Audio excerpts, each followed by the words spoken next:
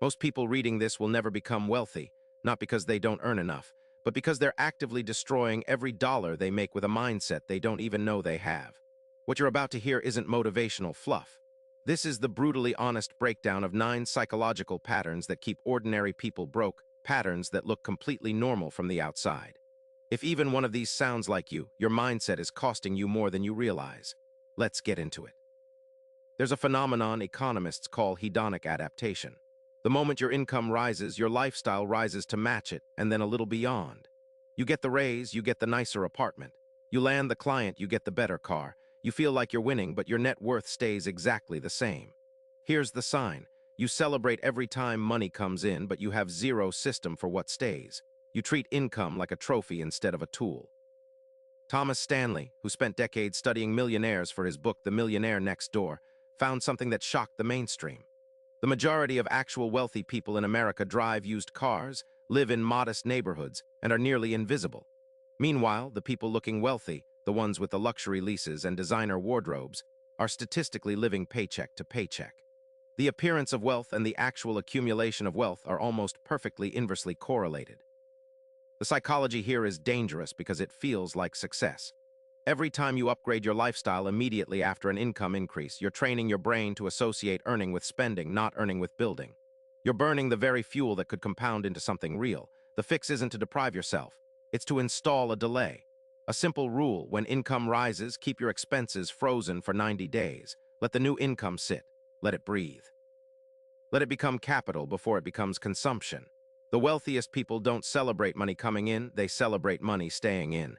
This one is counterintuitive, and it will make some people uncomfortable.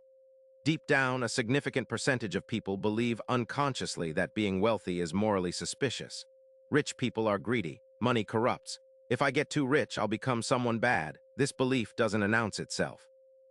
It hides behind statements like, money isn't everything, or I just want enough. But here's where it becomes dangerous. If your brain secretly associates wealth with being a bad person, it will sabotage your accumulation to protect your self-image. You won't even notice it happening. Research from Cambridge University studying lottery winners found that a substantial portion of large lottery winners returned to their prior financial state within 5 years. The researchers noted that internal money scripts, deeply held beliefs about what money means, were a stronger predictor of long-term financial outcomes than the actual amount received. Brad Klontz, a financial psychologist who created the Money Beliefs and Financial Behavior Scale, identified money vigilance and money avoidance as 2 of the most destructive financial archetypes. People with money avoidance scripts feel anxiety, shame, or guilt around wealth accumulation. They underperform. They give it away impulsively. They choose underpaying work because high-paying work feels arrogant.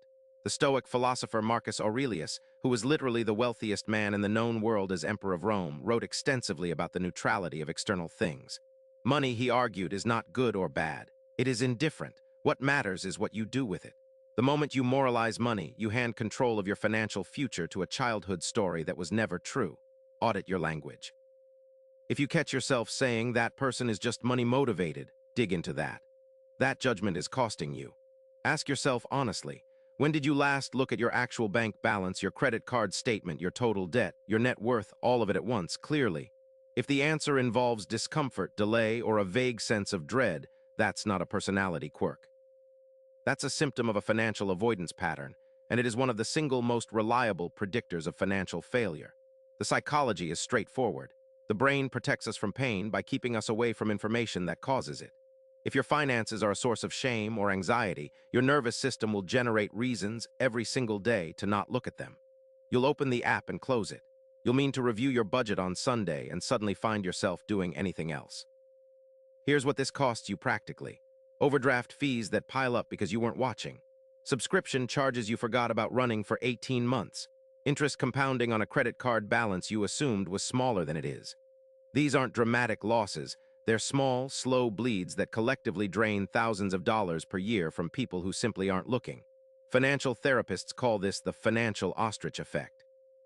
A 2019 study from the University of Sheffield found that people experiencing financial stress actually reduced how often they checked their accounts. The exact opposite of what's rational. The more you need to look, the less you do. Stoicism has a specific antidote to this: negative visualization. Every morning, Seneca would contemplate the worst case. not to spiral into fear, but to strip it of its power. When you look at the number, whatever it is, it stops being a monster in the dark. It becomes a problem with a solution. Avoidance is not protection, it is surrender.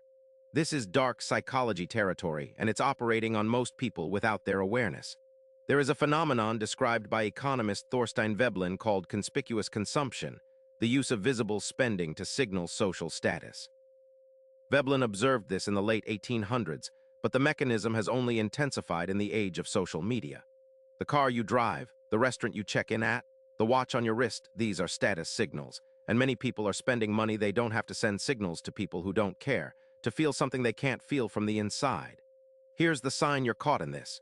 You feel a specific kind of anxiety before social situations about what you own or wear. You've made a financial decision primarily because of how it would look, not because of what it would do. You've delayed wealth-building purchases, an index fund deposit, a business investment, an online course, because there was nothing to show for it.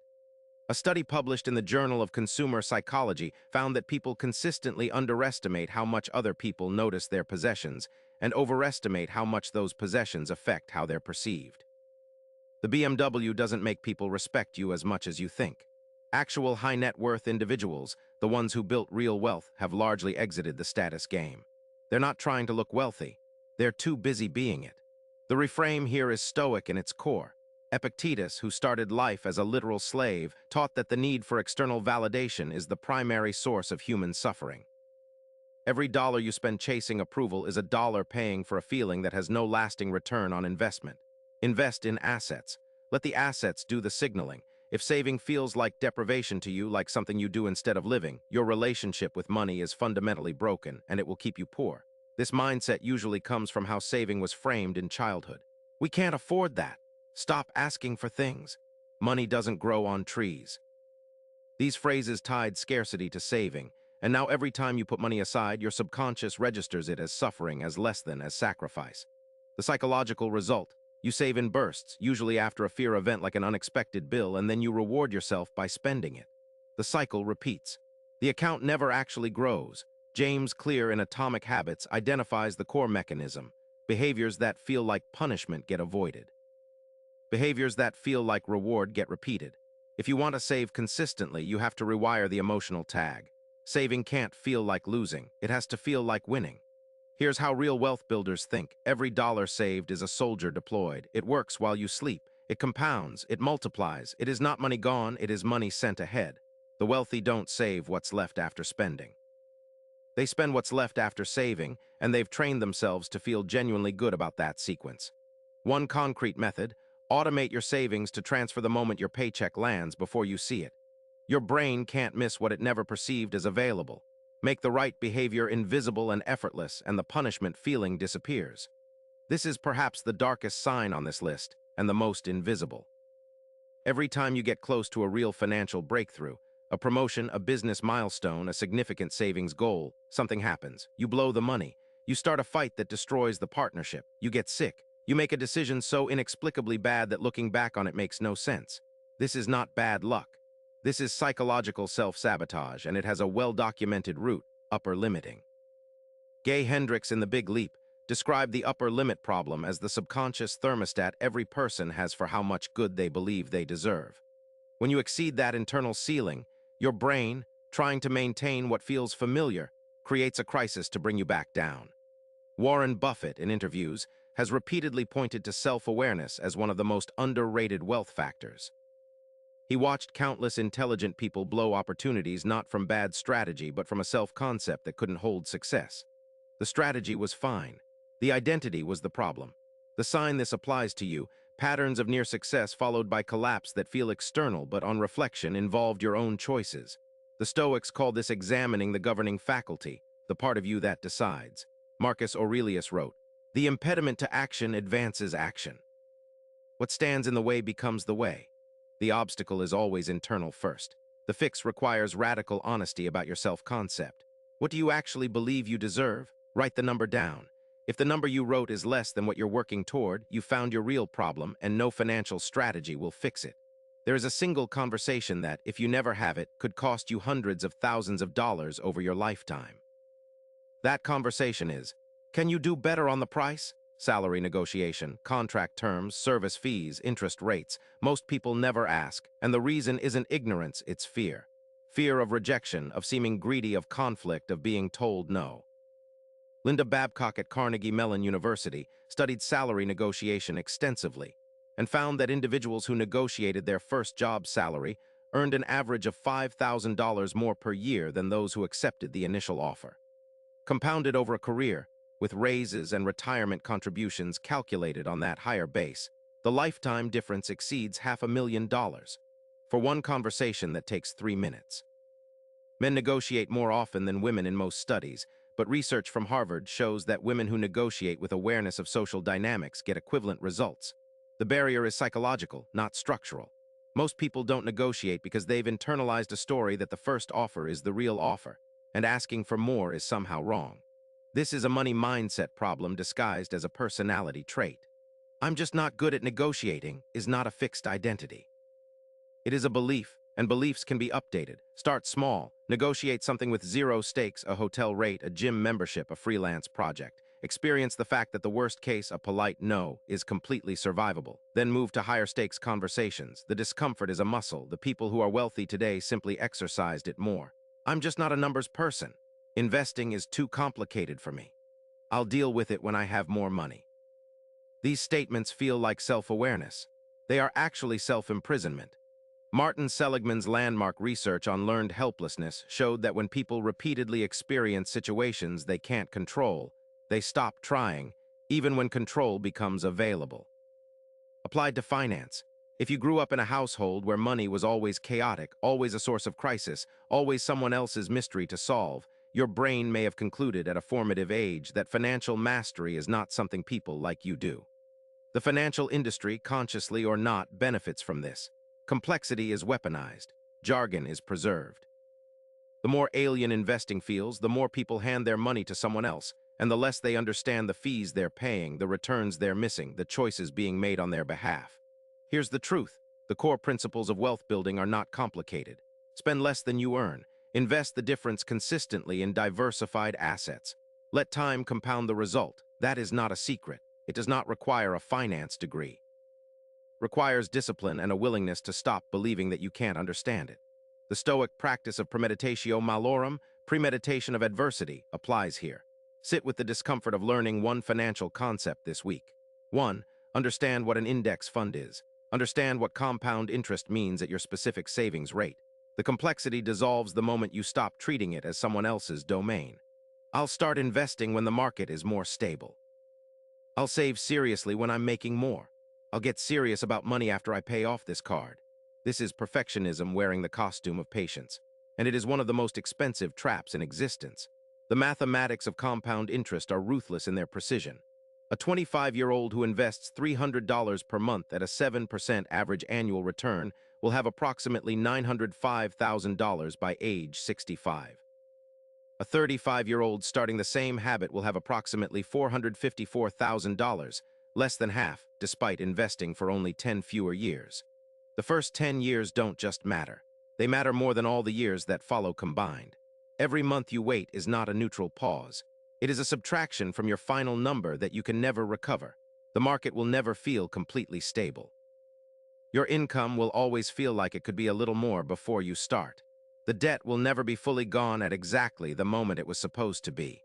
The right moment is a fiction that keeps people poor while they wait for permission to begin. The research backs this unambiguously.